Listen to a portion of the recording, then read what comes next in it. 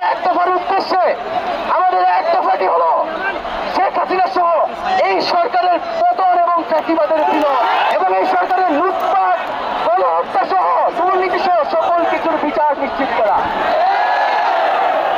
এবং আগের সকল হত্যা গুম নিপীড়নেরও বিচার করা হবে।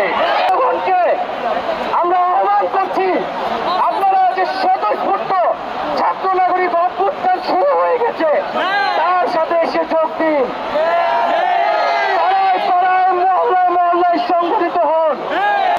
জনগণকে সর্বাত্মক অসহযোগ আন্দোলনে নামার আহ্বান আগামীকাল থেকে সর্বাত্মক অসহযোগ আন্দোলন চলবে। এই খুনি সরকারকে আমরা কোনোভাবে সমর্থন দিব না, কোনোভাবে কোঅপারেট করব না।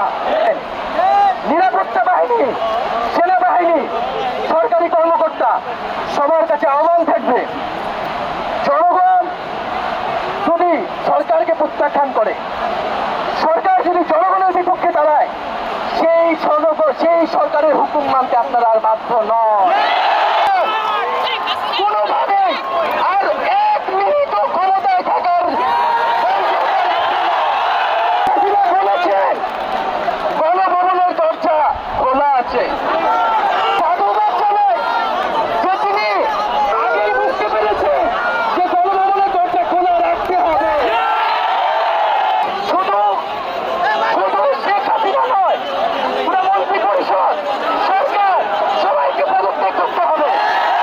আমরা এমন একটি বাংলাদেশ গঠন করতে চাই, এমন একটি রাজনৈতিক বন্দোবস্ত তৈরি করতে চাই যেখানে আর কখনোই কোন ধরনের স্বৈরতন্ত্র, কোন ধরনের ফ্যাসিজম ফিরে আসবে না।